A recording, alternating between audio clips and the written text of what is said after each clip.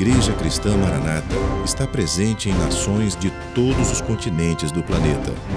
Igrejas de países nas 3 Américas, Europa, África, Ásia e Oceania, conectadas pela mesma doutrina, pela direção do Espírito Santo de Deus e unidas pela Palavra viva. Irmãos de todas as partes do mundo participam de um mesmo culto, em conjunto, no mesmo corpo e no mesmo Espírito.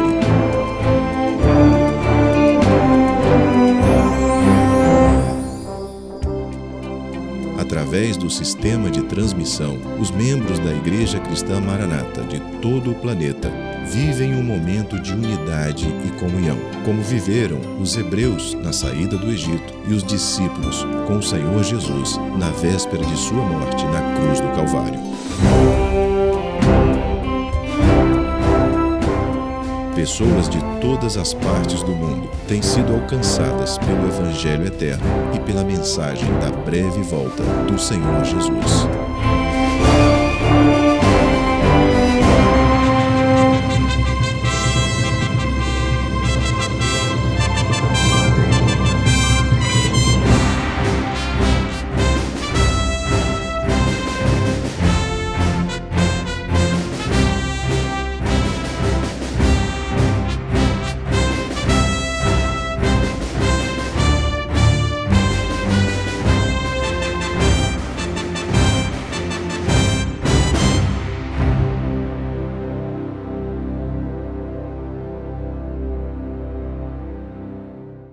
Gloire à Jésus, loué soit le nom du Seigneur pour ce que le Seigneur fait parmi nous.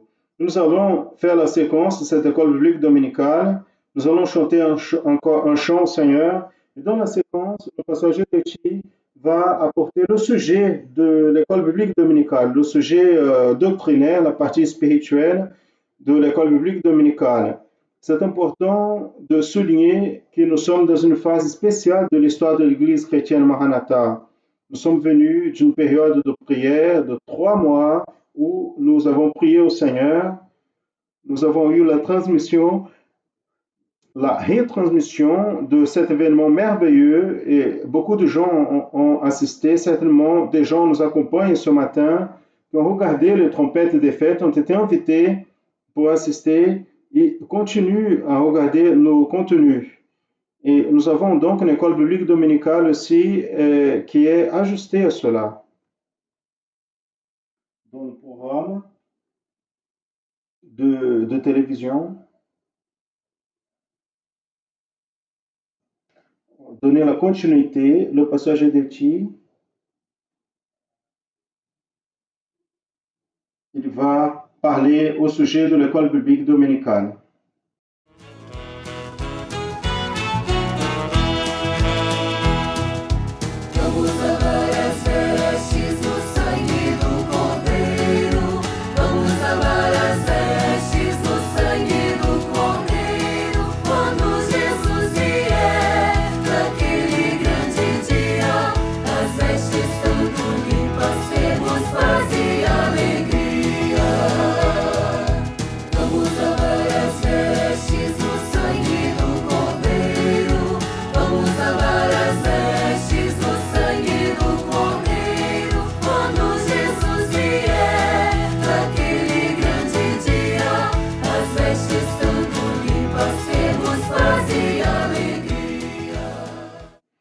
Mes frères et sœurs, nous revenons ici en saluant à tous dans la paix du Seigneur Jésus pour encore une école biblique dominicale. Tout d'abord, nous remercions à Dieu pour les bénéfices que nous avons reçus dans ce temps d'intercession, de prière. 90 jours de prière et les résultats de cette période de prière où il y a eu des reflets dans l'évangélisation. Plusieurs personnes sont touchées parce qu'ils ont découvert qu'il existe un projet de Dieu en exécution pour la vie de chacun. Plusieurs ne savent pas, mais beaucoup ont découvert à travers de la parole de salut.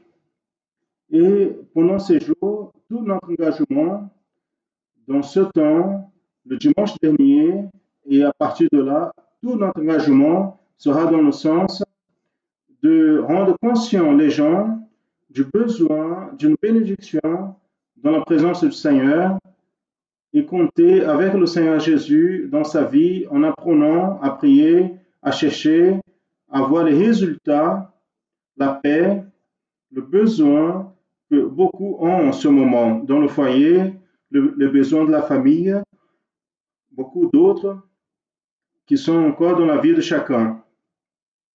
Et notre sujet ici porte sur la louange. Nous allons continuer en attendant la suggestion d'un groupe des frères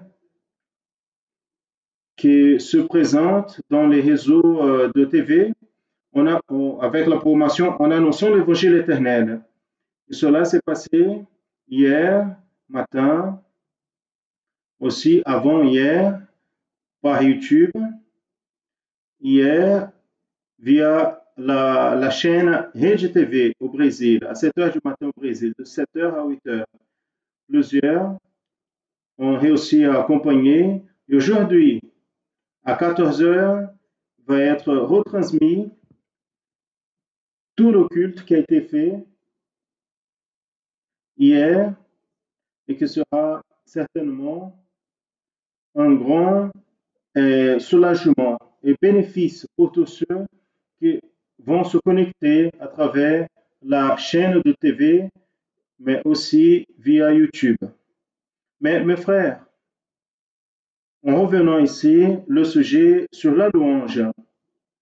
La demande a été faite, c'est qu'on puisse approfondir un peu plus, dire quelque chose de plus à propos de la louange de l'Église fidèle.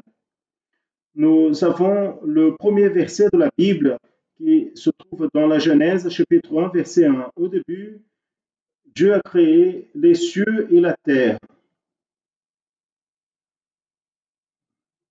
Dans l'original, cette phrase se lit en hébreu Bereshit, qui signifie au début. Et bara, ça veut dire, c'est le verbe créer. Et Dieu a créé, donc on trouve le mot Elohim. Donc c'est un mot au pluriel. Donc Bereshit, bara, Elohim, Hashamay et Arat. Donc ça c'est la première phrase de la Bible. Bereshit a une série de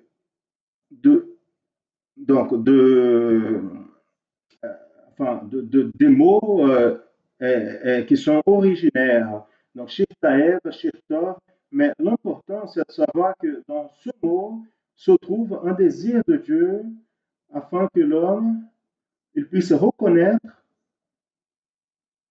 la création. Il dit, Bereshit bara. Cela peut être traduit comme Dieu aspirait à une louange de son peuple. Donc, de qui? De l'homme. Par la création. Le désir de Dieu, c'est que l'homme soit bien dans la création en sachant que c'est lui qui l'a fait. Il a mis l'homme afin d'être seigneur de toutes les choses dans cette œuvre de la création. Et donc, pour cela, son désir a été, je voudrais, c'est mon désir que l'homme, dans la création, puisse me louer et comprendre que toutes les choses ont été faites. Donc, c'est un Dieu qui aime l'homme. C'est un Dieu qui est à ses côtés, qui crée l'homme, qui est la couronne de la création. Donc, il veut, avec cela, montrer qu'il y a tout l'intérêt dans ce rapport de l'homme avec lui et à travers la louange. La louange, donc, est la forme comme Dieu, il aspire, il désire, il aimerait que l'homme soit lié à lui. Nous avons déjà vu aujourd'hui, ou hier même, nous avons vu dans la programmation qui a été mise à la télé sur la louange, c'est le sujet de l'Église fidèle. Nous avons vu combien de louanges et une histoire c'est l'histoire de l'Église. Quand nous voulons connaître un peu plus de l'histoire de l'Église, un des éléments qui nous amène et nous approfondit, c'est la connaissance de cette démarche, de cette existence de l'Église, c'est à travers la louange. Donc, naturellement, dans la programmation a été dit à propos de la louange de l'Église primitive, quand elle se levait le matin, selon l'écrivain Pline, les chrétiens, au début de la journée, avant que le soleil se lève, ils se réunissent pour jouer, pour chanter des hymnes à Dieu. Donc, cet homme était payant, il narrait donc ce que faisait l'Église primitive. Et les écrits de l'époque disent que toutes les louanges étaient chantées dans la pratique des psaumes. Il y avait d'autres hymnes qui étaient chantés naturellement, mais les psaumes étaient à la base des louanges de l'Église primitive. Donc, ça a été très bien placé. Mais ce qui maintenant, nous allons un peu plus loin. Qu'est-ce qui s'est passé avec l'Église? L'Église, elle a perdu le christianisme, il a perdu la direction dans le sens de la louange. Pourquoi? Parce que après Constantin, il y a eu les persécutions. À partir de 312, il y a eu l'édit de Milan. Le christianisme a commencé à vivre une autre partie. Mais cette phase, nouvelle phase, a amené à l'intérieur du christianisme le besoin, alors naturellement pour l'époque, qu'il vienne apprendre la langue qui était le plus important pour le christianisme à l'époque, qui était le latin. Le latin a porté deux grands problèmes. Le premier a été que du fait que le peuple ne connaissait pas la langue, le peuple a laissé de construire les louanges. Il a laissé de créer les louanges parce qu'il ne comprenait pas la langue qui était la langue officielle du christianisme à cette époque. Et de l'autre côté, l'ordre était ceux qui peuvent chanter, c'est ceux qui savent. Et ceux qui savaient le latin, naturellement, c'était les clérics, les hommes d'église. Donc, mais la musique est venue dans les chants appelés grégoriens ou d'autres formes. Ils sont venus, ils ont été apportés par le christianisme lui-même. On a dit même à propos de chants, de chambres. Et donc, c'était des mélodies qui étaient construites loin de la doctrine. Ça, c'était le grand problème. Et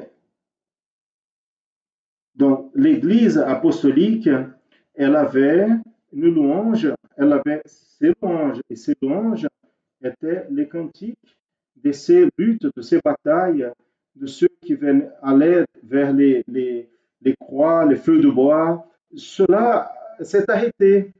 Et dans cette période-là de l'époque médiévale, le christianisme donc a construit un autre type de chant, de louange.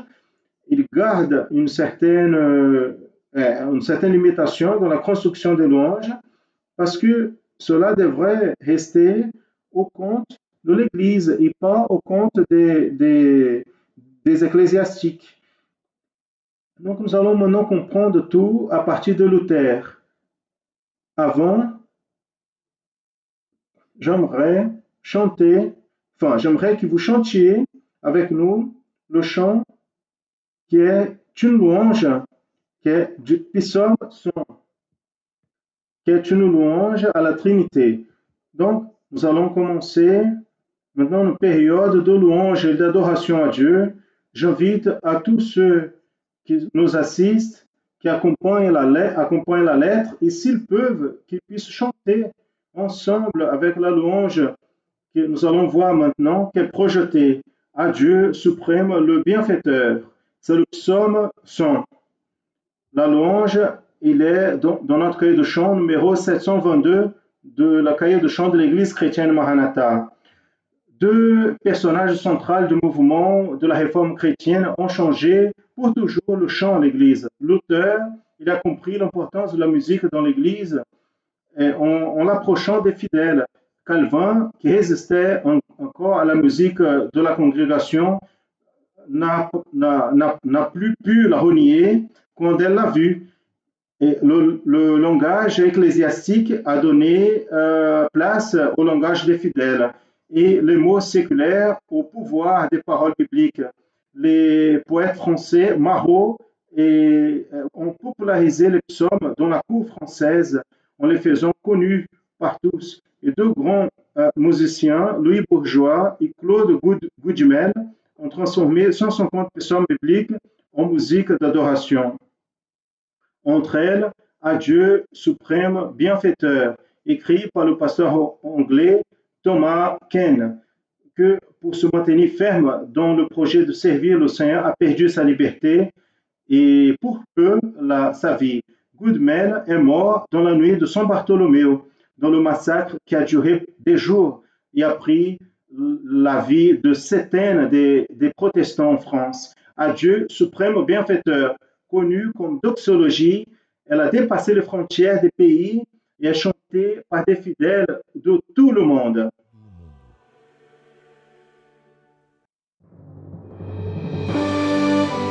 Tous peuvent accompagner ce chant. Adieu, suprême bienfaiteur.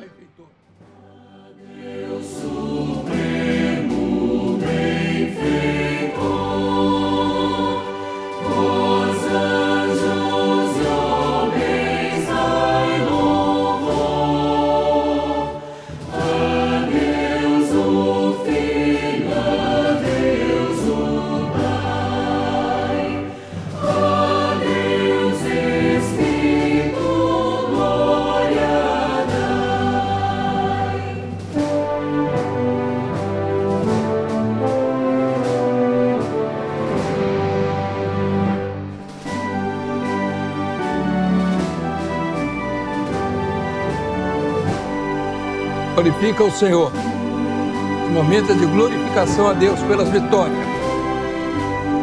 Deus supremo benfeitor. Glorifie le Seigneur. Le moment c'est de glorifier Dieu pour les victoires. Dieu le suprême bienfaiteur. Dieu le Fils. Dieu le Père. À Dieu l'Esprit. Gloire, donnez gloire.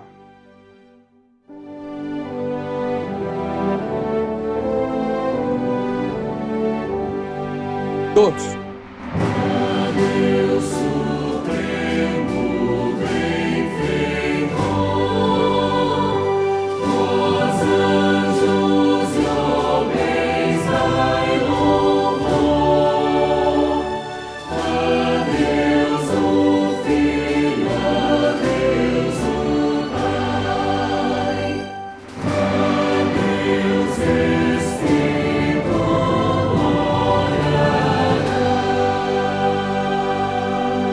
Frères et sœurs, la louange de l'Église fidèle conte l'histoire de ceux qui ont vécu l'Évangile de Jésus. Depuis le premier jour, ceux qui sont allés vers les croix, le feu de bois, vers les arènes romaines. Et en ce moment, en glorifiant le nom du Seigneur et en apportant la mémoire des martyrs, ceux qui sont passés, nous allons voir l'histoire du premier martyr de l'Église. Son nom était Esteban, Étienne, excusez-moi.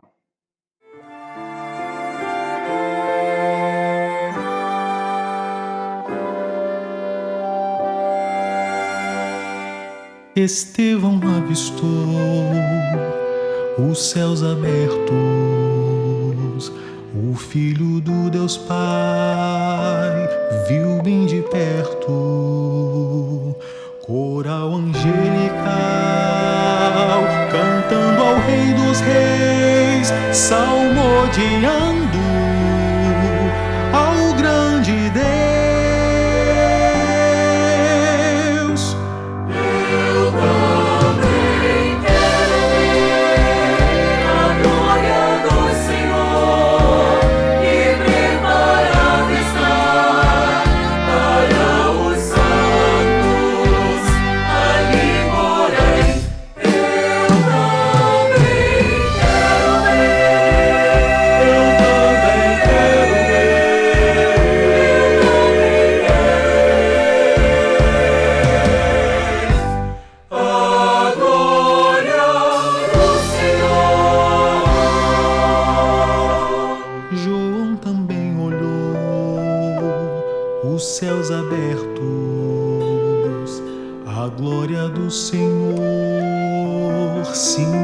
manifestos,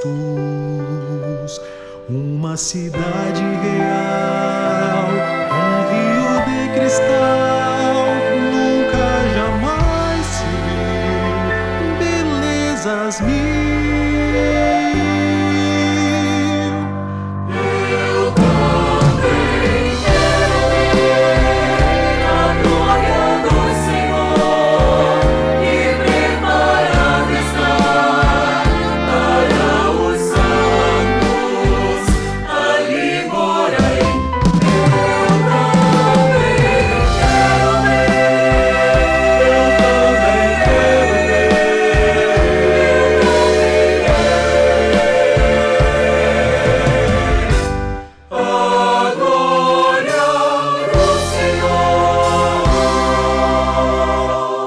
Elias contemplou no firmamento carro de fogo que brilhava ao vento, e para o céu homem de Deus subiu, rompendo as nuvens celestiais.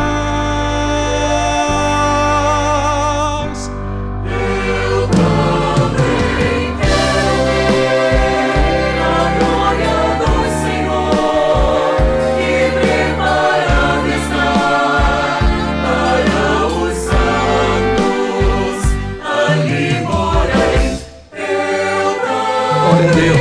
Glória a Deus.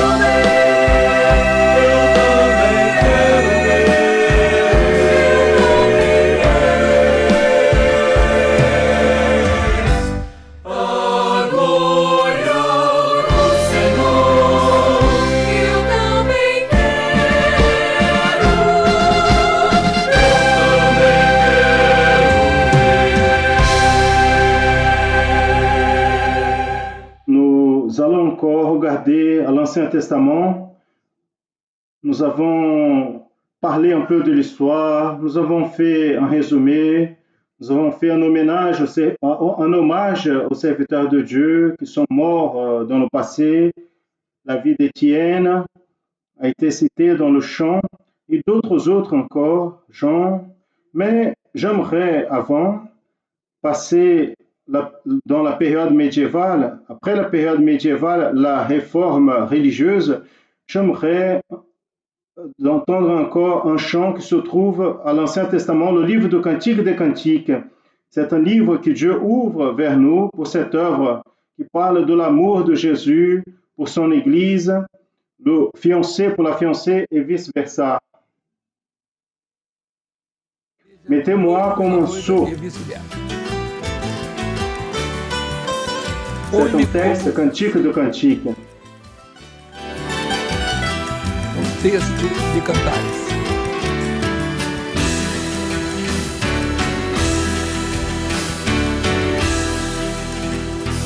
Põe-me com selo sobre o teu coração, como selo sobre o teu braço. O amor é forte como a morte, suas brasas são brasas de fogo. As muitas águas não podem apagar este amor, nem os rios afogá-lo. As muitas águas não podem apagar este amor, nem os rios afogá-lo. Fogo que habita os jardins, os companheiros atentos para ouvir a tua voz, faz-me também ouvi-la. Põe-me com selo sobre o teu coração, como selo sobre o teu braço. O amor é forte como a morte, suas brasas são brasas.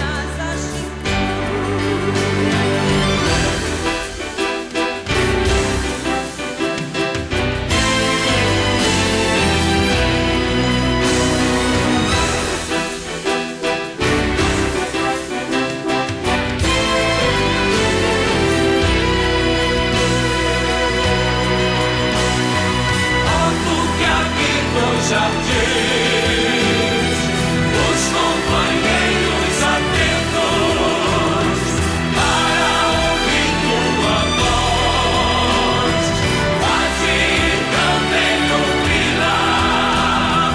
Põe-me como selo sobre teu coração, como selo sobre teu braço. O amor é forte como a morte, suas brasas são brasas de fogo. Nous devrions, à partir de maintenant, montrer les changements qu'il a eu dans le chant de l'Église réformée. Et nous allons voir ici un groupe des frères pendant cette période qui a été mis en évidence en France en 1560, qui ont reçu le nom de Huguenots. Les Huguenots étaient un groupe naturellement appelé Huguenots par ses ennemis, parce que ils étaient, on peut dire, ils suivaient plus ou moins la doctrine de Calvin, Jean Calvin. Et avait les luthériens qui suivaient Luther et les calvinistes. Il n'y avait pas de différence doctrinaire très accentuée. Mais par rapport à la louange, selon ce qu'a dit hier, la louange de Luther, comprenait, était la louange un peu plus ouverte, un peu plus libre. Pourquoi? Parce qu'il était un professeur de musique. Il a profité dans ses constructions de chant. Il a cherché à mettre pas seulement l'adoration à Dieu, mais aussi la doctrine. Il a profité de la louange pour introduire et enseigner la doctrine, qui a été la meilleure manière qu'il a fait et qui restait naturellement pour l'Église. Calvin, il imaginait une louange un peu plus restreinte. Il préférait la louange avec base dans les psaumes, qui étaient connus par les psaltères, et donc les psaltères et les hymnes. Luther construisait les hymnes aussi, et en plus des psaumes. Mais Calvin, il comprenait que le mieux serait de garder ceux qui étaient appelés psaltères. Donc, on va voir quelques hymnes qui ont été produits pendant cette époque.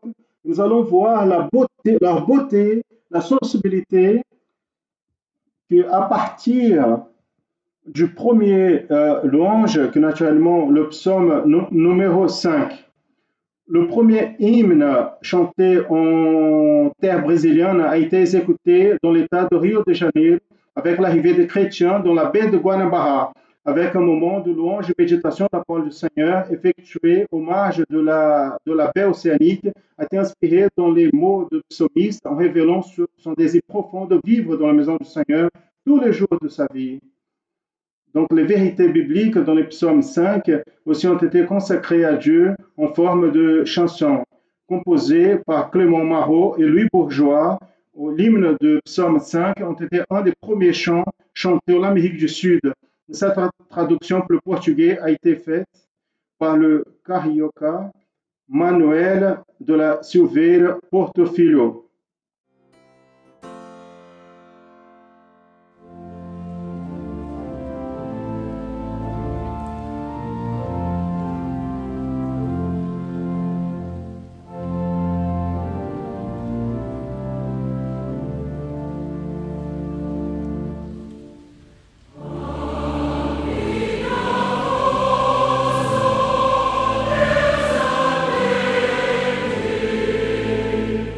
Oh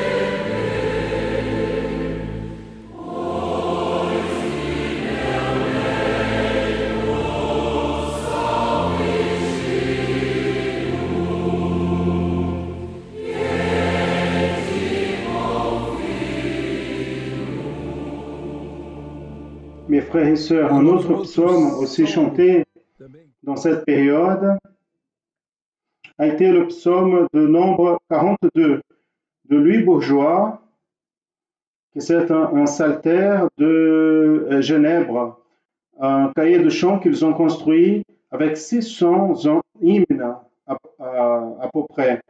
Cette production a vécu, enfin, a passé, a eu en fait toute la musique évangélique des groupes des frères appelés protestants. Donc, on va avoir juste un couplet de ce chant comme la Corse suspire.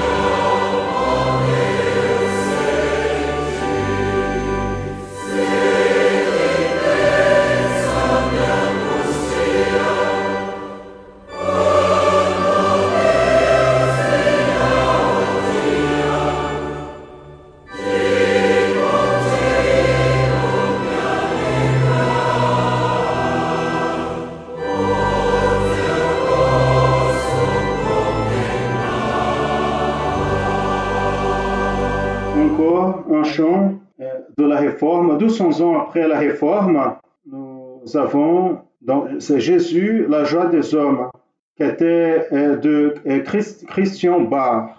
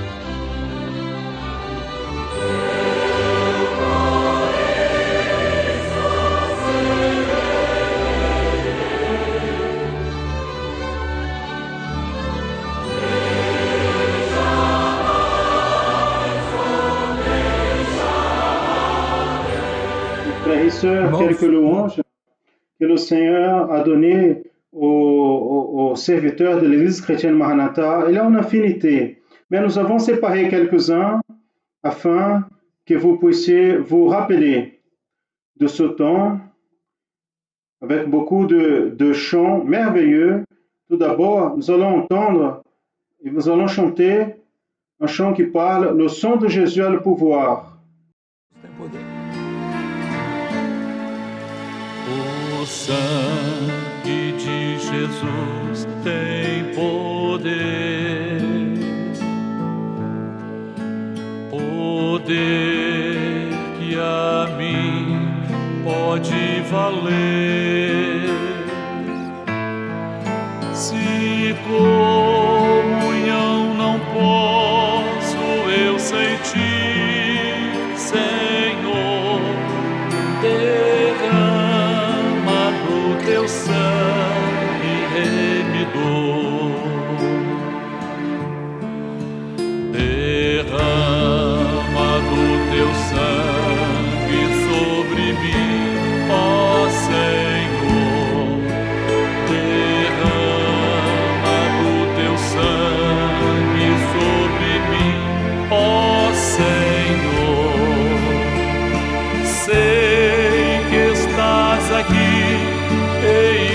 quero eu sentir, derrama do teu sangue sobre mim. Il y a un chant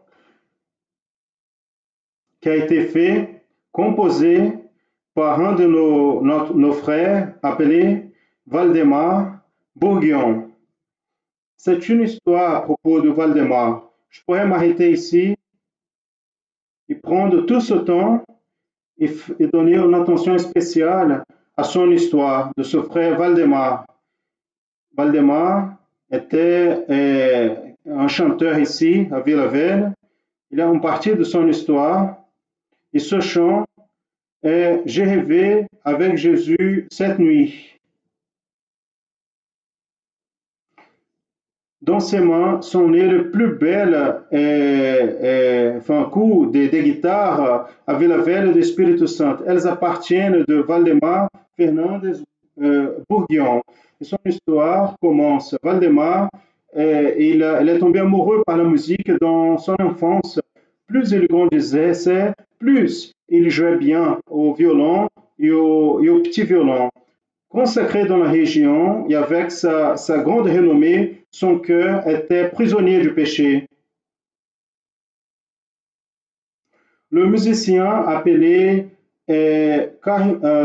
chaleureusement par Valdemar Cambota, il a vécu dans les gradins de la nuit pendant beaucoup de temps. Un jour, il a donné sa vie à Jésus en changeant sa marche. Donc, ces chansons ont pris place au verset d'adoration. Une, c'est « J'ai rêvé avec Jésus cette nuit ». Avec ce chant, Valdemar a pu témoigner de sa rencontre avec Dieu. Il a démontré sa fragilité et dépendance et en même temps combien miséricordieux est le Seigneur.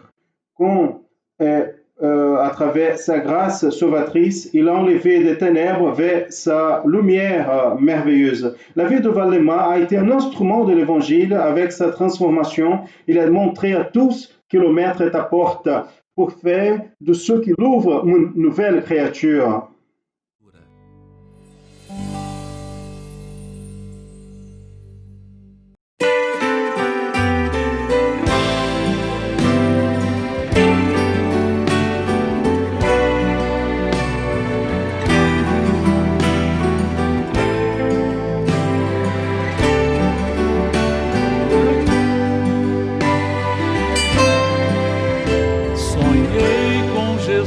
Esta noite, conselho ele me deu: não sigas por outro caminho, que a porta do céu sou eu.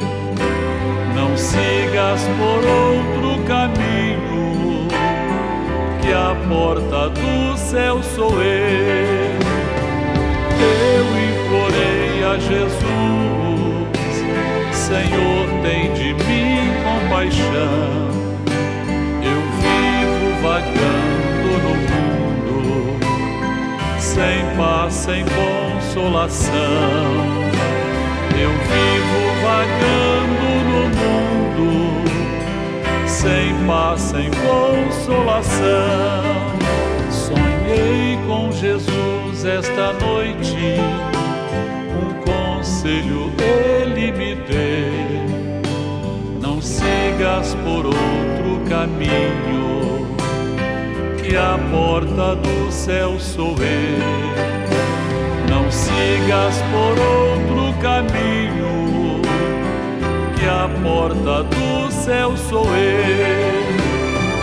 Uma voz me falou baixinho no fundo do coração: ó pecador, vem depressa, Cristo te dá salvação. Ó pecador, vem depressa, Cristo te dá salvação. Sonhei com Jesus esta noite, conselho ele me deu: não sigas por outro caminho, que a porta do céu sou eu. Não Não sigas por outro caminho, que a porta do céu sou eu.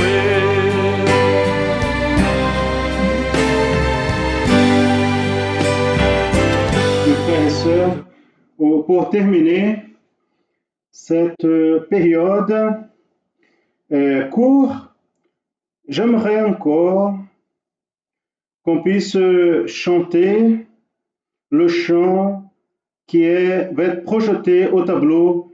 Un nouveau foyer m'attend. Je veux attirer votre attention parce qu'en vérité, ce chant, celui qui l'a composé a été notre sœur Rachel Troscano. Elle a composé cela en 1990, à peu près. Et nous allons finir aussi en comprenant la douleur, en participant de cette douleur, parce qu'en vérité, cette sœur, elle a perdu son époux cette semaine. Ça a été notre frère Idiak Wagner. Nous allons glorifier le Seigneur pour la vie de cette sœur et de celui qui est parti pour l'éternité. Nous allons donc chanter ce chant. Un nouveau foyer m'attend.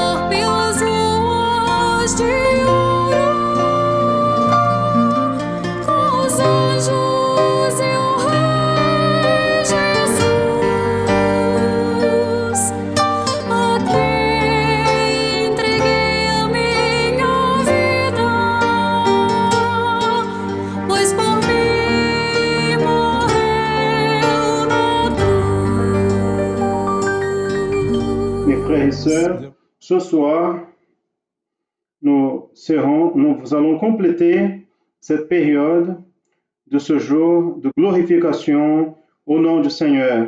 Nous invitons à tous ceux qui souhaitent, à 20h, nous serons de retour ici pour une parole de glorification au nom du Seigneur Jésus. Et nous remercions à tous la présence dans cette réunion et nous glorifions le Seigneur pour ces moments. Et je passe maintenant la parole pour donner continuité à cette programmation avec le travail des enfants. Mes frères et sœurs, la paix du Seigneur Jésus, selon le pasteur Gédetti, nous a donné cette orientation. Nous allons maintenant passer à la prière en faveur des enfants, intermédiaires et adolescents, et aussi les enfants de bras, les enfants petits de 0 à 3 ans et les sœurs enceintes seront prêtes pour recevoir la prière avec une portion de main et être prêtes pour donner la séquence, recevoir l'enseignement qui sera donné dans l'école de nos enfants aujourd'hui, ce matin. Nous allons prier le Seigneur tous ensemble. On va rester dans la portion de prière. On va fermer nos yeux pour prier au Seigneur. Et juste après, il y aura la séquence de l'école biblique dominicale dans la transmission des questions qui seront formulées pour l'école biblique. Nous allons donc prier au Seigneur notre Dieu. Prions. Seigneur notre Dieu, notre Père, nous prions à toi dans le pouvoir du sang de Jésus. Et nous demandons, Seigneur Dieu, une bénédiction en faveur de chaque enfant, chaque intermédiaire, chaque adolescent, et aussi, Seigneur Dieu, chaque enfant petit de 0 à 3 ans.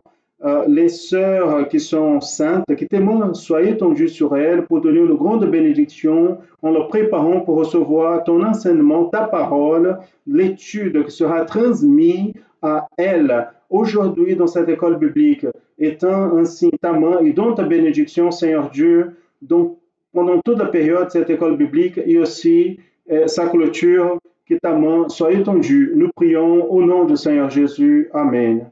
Gloire à Dieu. La paix du Seigneur. Notre étude de ce matin porte sur la louange et nous allons ouvrir nos Bibles dans les psaumes, chapitre 34, verset 1er. Nous allons lire ensemble. Je louerai le Seigneur pendant tout le temps. Sa louange sera continuellement dans ma bouche. Plusieurs serviteurs du Seigneur ont été utilisés à travers du Saint-Esprit pour parler, pour décrire sur la louange. Plusieurs cantiques aussi le Seigneur a utilisé ses serviteurs. Et aujourd'hui, nous allons parler de la louange dans la vie de David. David était un serviteur du Seigneur. Il était obéissant au Seigneur. Il était le fils de Jessé. Et David était le berger de brebis. Il était musicien en plus. Il jouait de l'harpe. Donc cet instrument qui est montré ici dans la figure. Une harpe, c'est un instrument à cordes très joli. C'est pas très commun dans nos églises. À cette époque, il y avait un roi appelé Saül. Saül était le roi d'Israël à cette époque. Et Saül, il avait son cœur très triste. Regardez comme était le cœur de Saül, triste, son père, parce qu'il avait désobéi au Seigneur. Et il a dit à son serviteur le suivant, tu connais quelqu'un qui peut jouer pour moi, apporte-moi un bon musicien pour jouer ici, parce que mon cœur n'a pas de paix, n'a pas de joie. Donc il a dit, oui, je connais un serviteur, c'est le fils d'Ésaïe, donc il est vaillant et courageux. Je vais l'appeler pour jouer dans le palais du roi. Et vous savez qui était ce serviteur? Cet enfant ici, c'est qu'il était. Il s'appelle David. Et cet enfant, elle a prêté l'attention, elle a dit, David, c'est lui qui a le cœur rempli du Saint-Esprit, c'est David. David est allé à la présence du roi. Quand David est arrivé là-bas, il a pris son harpe et il a commencé à jouer. Le cœur du roi était joyeux. Il avait la paix, il avait la joie. Vous savez pourquoi? Parce que ceux-là sont les bénéfices de la louange. C'est la délivrance, c'est la paix. Et le plus important, c'est la joie du salut. Et nous avons aussi une louange comme une forme d'exprimer notre gratitude, la gratitude d'une âme rachetée. Cette âme rachetée, elle a été rachetée par c'est lui qui nous a rachetés, c'est le Seigneur Jésus. Il nous a rachetés, nous a achetés avec son sang. Son sang a été par amour à nos vies. Il a été cloué dans une croix, il est mort à notre place. Donc, à travers cela, nous avons une louange véritable. La louange véritable est celui qui est inspiré par le Saint-Esprit. Il vient de l'éternité, il vient d'une œuvre rédemptrice. Et toute la musique vient de là, non. Ce n'est pas toute musique et composition qui viennent de là. Il y a des musiques qui sont inspirées par la pensée de l'homme, quelque chose qui vient de l'œuvre de la création. Mais la louange véritable d'une âme rachetée, la louange de l'Église fidèle, c'est la louange qui exprime toute notre gratitude. Il vient du ciel, il vient de l'éternité du Seigneur. Il est inspiré par le Saint-Esprit. Le psalmiste dit que, ainsi comme les chanteurs et ceux qui jouent les instruments seront présents, toutes mes sources sont en toi. Toutes mes sources sont dans le Seigneur, dans le Saint-Esprit du Seigneur. Et la louange, elle prophétise le retour de Jésus. Et à travers cela, l'Église prophétise ce moment. Ce moment est très important. C'est le moment où nous allons vivre. C'est le temps du bientôt. Bientôt, Jésus-Christ viendra chercher son Église. Bientôt, tout ce que nous vivons va passer. Et le Seigneur viendra dans les nuages nous chercher. Donc, nous avons besoin de comprendre et d'avoir un cœur avec la gratitude, tel comme le cœur de David. Nous devons être obéissants, nous devons être des bons musiciens, nous devons jouer pour le Seigneur, nous devons avoir un cœur rempli de gratitude, Seigneur, parce que le cœur qui a la gratitude, c'est le cœur que le Seigneur cherche, le cœur des véritables adorateurs. Et les véritables adorateurs qui adorent en esprit et en vérité, c'est ceux qui ont la communion avec le Seigneur. Et pour cela, l'Église, elle prophétise qu'à travers la louange, Jésus va revenir. Nous chantons Maranatha, le Seigneur Jésus vient. Et avec cette même joie dans nos cœurs, nous allons exprimer toute notre gratitude en tout moment. Parce que le Seigneur Jésus viendra, il viendra nous chercher. Et notre cœur doit être rempli de la louange du Seigneur, rempli de cette gratitude, telle comme l'Église fidèle qui est préparée pour le retour du Seigneur Jésus.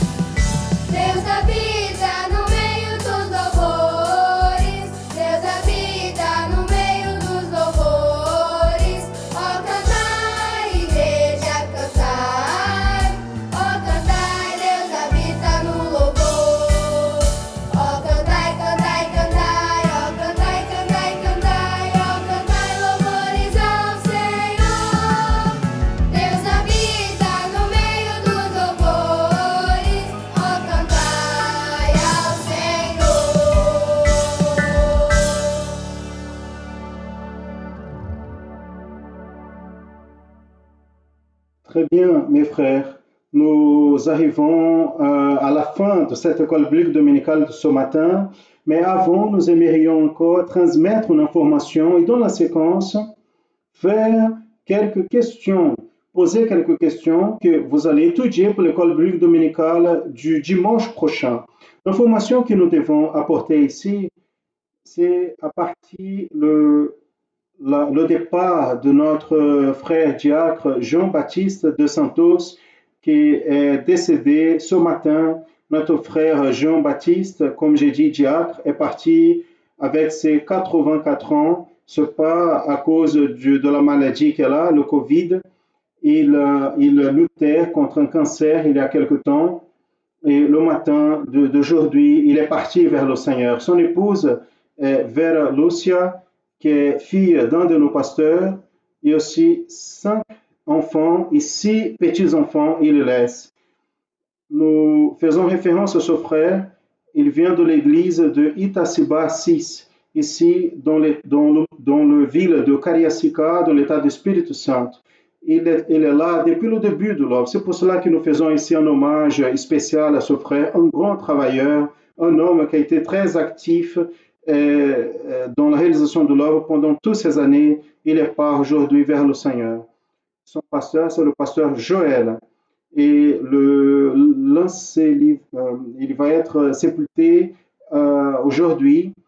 Et naturellement, nous devons prendre tous les soins selon les orientations des autorités, et ce qu'on recommande ici à l'Église chrétienne Maranatha par rapport aux gestes barrières vis-à-vis de la pandémie.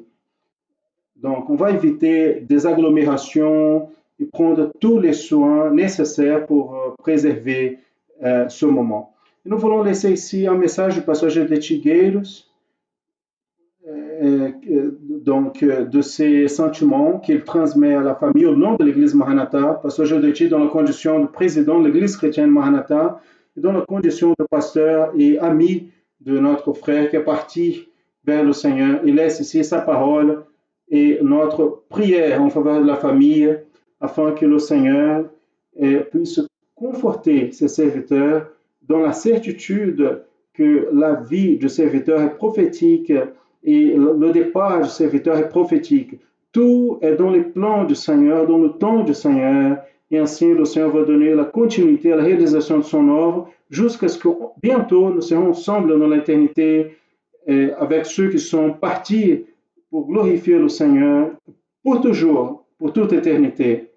Très bien, nous allons maintenant passer aux frères et sœurs 2 questions afin que vous puissiez étudier. Les pasteurs peuvent étudier avec les jeunes, les adolescents, les sœurs. C'est une direction d'enseignement afin que vous puissiez avoir une ligne d'étude de la parole du Seigneur pour dimanche prochain. Nous allons voir la première question. En lisant le texte de Psaume au chapitre 106, c'est-à-dire le psaume de 106, verset 48, on demande la question la suivante. Quelle est l'origine de la louange de l'Église fidèle? Le sujet que nous voyons ce week-end, c'est sur la louange de l'Église fidèle. Donc, je vais reprendre la question. En lisant le livre des psaumes au chapitre 106, verset 48, la question est la suivante. Quelle est l'origine de la louange de l'Église fidèle? Très bien, ça c'est la première question. Nous allons passer à la deuxième question pour dimanche prochain. Allons-y, question 2. En lisant la lettre aux Hébreux, donc on était au livre des psaumes, à l'Ancien Testament, maintenant nous passons au Nouveau Testament. En lisant la lettre aux Hébreux, chapitre 13, verset 15, on demande quel nom pouvons donner à l'expression fruit des lèvres qui confessent son nom. Je vais reprendre. En lisant la lettre aux Hébreux, chapitre 13, verset 15, Hébreux 13, 15, la question est la suivante. Quel est le nom que nous pouvons attribuer à l'expression fruit des lèvres qui confessent son nom? Donc, voici 2 questions qui vont rester pour l'étude de la prochaine école biblique dominicale. Naturellement, vous allez répondre, vous allez envoyer vos contributions au portail. Nous allons voir toute la participation des frères pour la prochaine école biblique dominicale. Et encore, avant de finir, nous voulons rappeler qu'aujourd'hui, à 14h, à travers la chaîne brésilienne de Rede TV et aussi la chaîne Rede Brasil de TV, nous allons voir la retransmission de la programmation en annonçant l'évangile éternel sous la louange de l'Église fidèle. L'école biblique dominicale d'aujourd'hui a été un complément du programme de la transmission. Vous aviez déjà aperçu qu'il y a une interaction depuis la première programmation avec l'école biblique dominicale. Vous devez regarder aujourd'hui à 14h et utiliser cette ressource pour évangéliser. À 14h, la programmation, on annonçant l'évangile éternel. Nous voulons former aussi pour l'État de Espírito Santo au Brésil. Il y a déjà donc une version adaptée à la radio FM. Nous sommes dans la chaîne Band FM, et dans les radios des réseaux. Donc, chacun va chercher la fréquence de ces émissions de radio pour avoir accès à la programmation. Nous rappelons et invitons à tous pour le culte du soir à 20h, qui aussi aura comme thématique principale la louange de l'Église fidèle.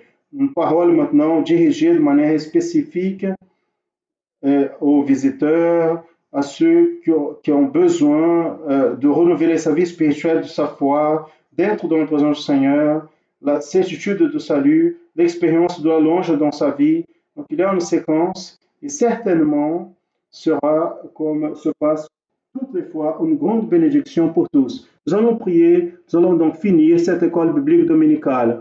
Nous te louons, au Père, nous te bénissons, Seigneur, parce que la louange, elle est dans nos cœurs.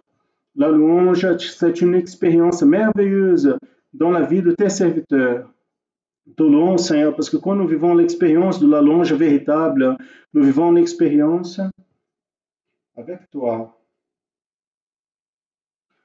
Ta parole dit que tu habites parmi les louanges. Nous adorons à toi en glorifiant ton nom pour tout ce que tu fais, pour ce week-end, pour les expériences, pour les transmissions. Seigneur Dieu, nous demandons que tu continues avec nous pendant cette journée, que nous puissions avoir encore une bénédiction, une expérience dans la transmission du programme à 14h, mais aussi au culte du soir. Bénis-nous, utilise-nous comme des vases dans tes mains, comme tes instruments pour l'évangélisation. Ainsi nous demandons, reçois sur ton autel ce culte et en ton nom nous disons que la grâce du Seigneur et Sauveur Jésus-Christ, l'amour de Dieu, notre Père éternel, les douces et saintes et éternelles consolations du Saint-Esprit repose sur vous, frères et sœurs, sur tout le peuple de Dieu, depuis et maintenant. Amen.